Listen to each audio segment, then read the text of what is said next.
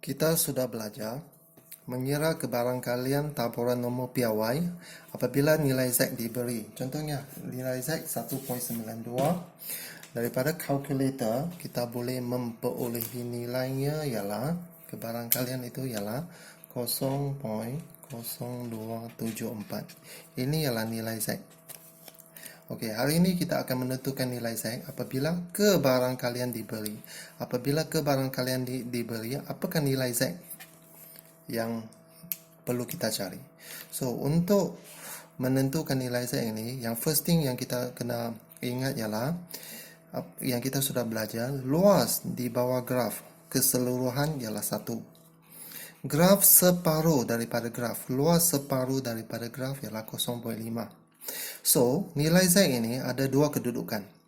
Mungkin nilai Z itu terletak di kawasan ini, bahagian positif, atau terletak di kawasan negatif.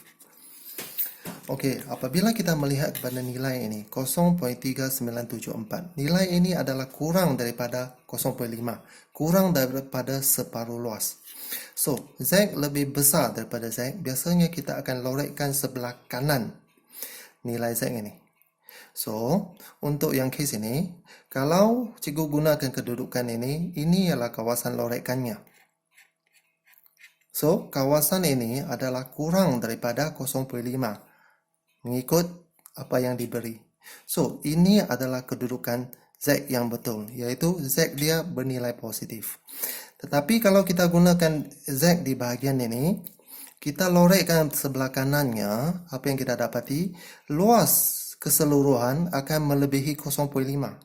That's why nilai Z yang betul bukan di sini. Dia terletak di sini. So, nilai Z itu adalah positif. Nilai Z adalah positif. Okey, sekarang bagaimana kita menentukan nilai Z ini? Kita terpaksa merujuk kepada buku sifil. Buku sifil pada muka surat 160. Okey. Sekarang kita cuba cari satu nilai dari buku sifil yang dekat dengan lebih besar sedikit daripada 0.3974. So, dari buku sifil juga dapati ada satu nilai 0.3974. Nilai yang tepat. So, kita lihat sebelah kiri. Apakah nilai Z di sini? Ini ialah 0.2. Kita lihat di bahagian atas ini. Apakah nilainya? Nilainya ialah 6. So, nilai Z yang kita perolehi dalam case ini ialah 0.26. Dan dia adalah bernilai positif.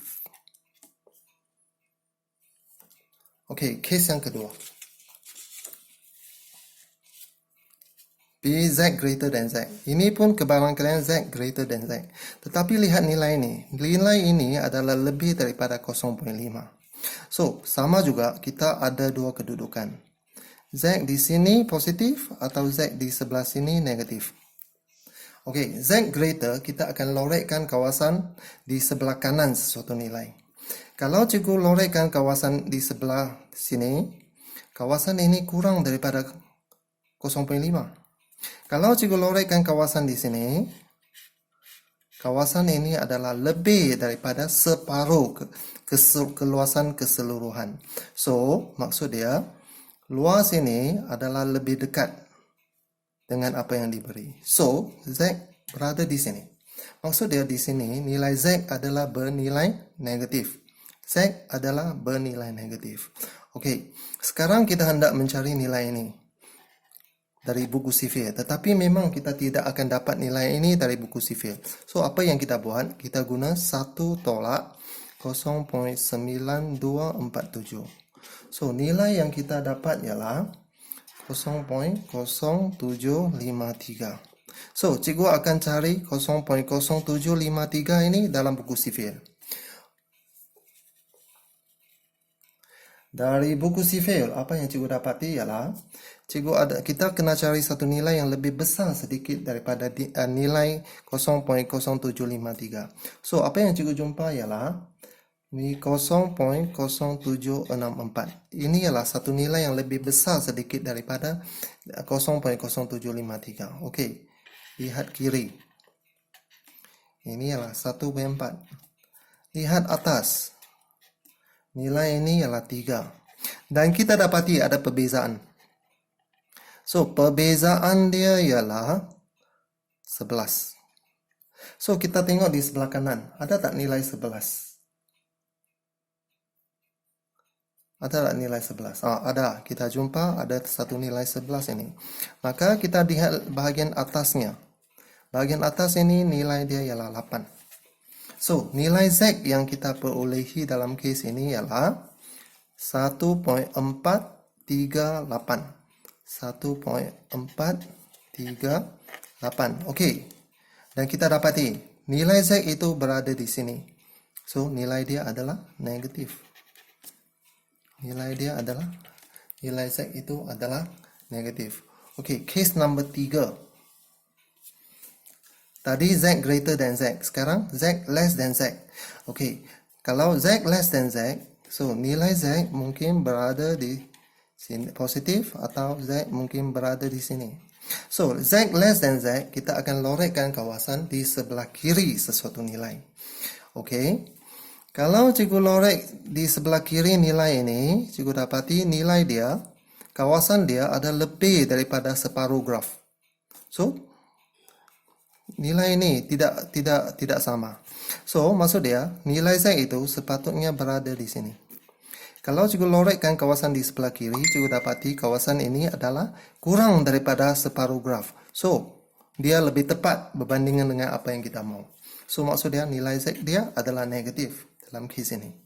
So, kita cari 0.0202. Ada tak nilai yang dekat?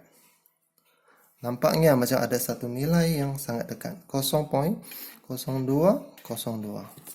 So, apabila dia lihat di sini, 2.0. Apabila lihat di atas, nilai dia ialah 5. So, tiada perbezaan, maka tak payah lihat di sini. So, nilai Z yang kita perolehi ialah 2.05. 2.05. Dan nilai dia ialah negatif.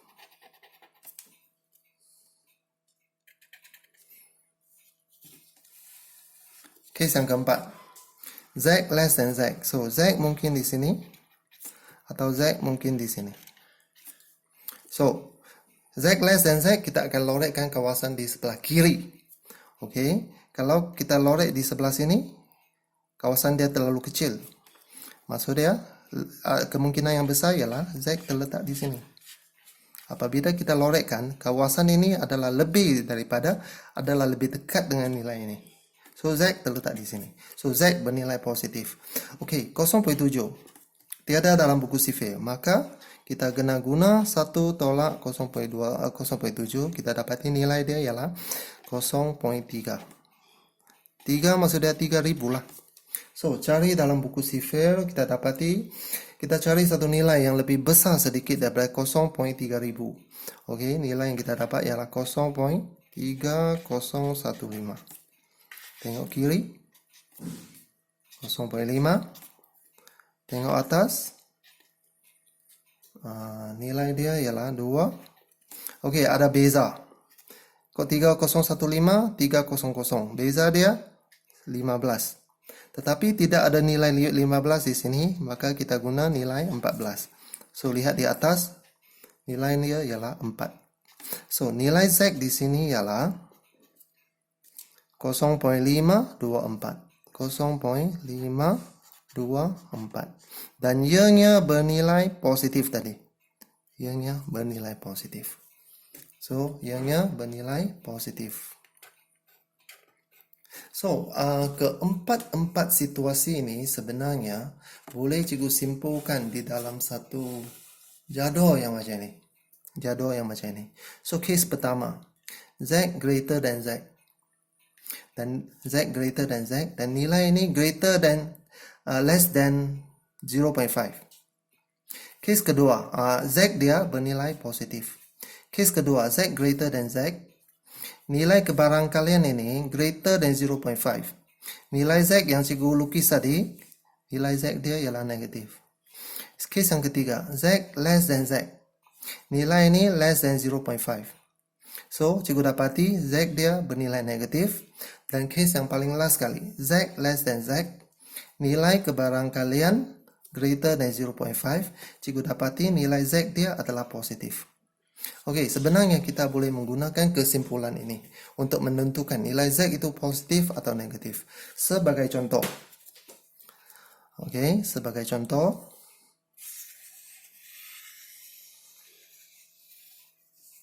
Dalam case ini, P Z less than Z. Z less than Z. So, nilai ini less than 0.5. Z dia merupakan case ini. Z less than Z, kebarangkalian less than 0.5. So, cikgu boleh tahu. Z dia bernilai negatif. Case yang kedua. Z greater than Z. Z greater than Z. Dan nilai kebarangkalian greater than 0.5. Yang case ini. So, cikgu tahu. Z dia bernilai negatif. Nilai dia kena cari lagi dalam buku sifil. Case yang ketiga. Z less than Z. Z less than Z. Dan kebarangkalian dia greater than 0.5. Case yang ketiga. So, cikgu tahu Z dia ini adalah positif. So, nilai Z itu kita kena tentukan dari buku sifir. Okay.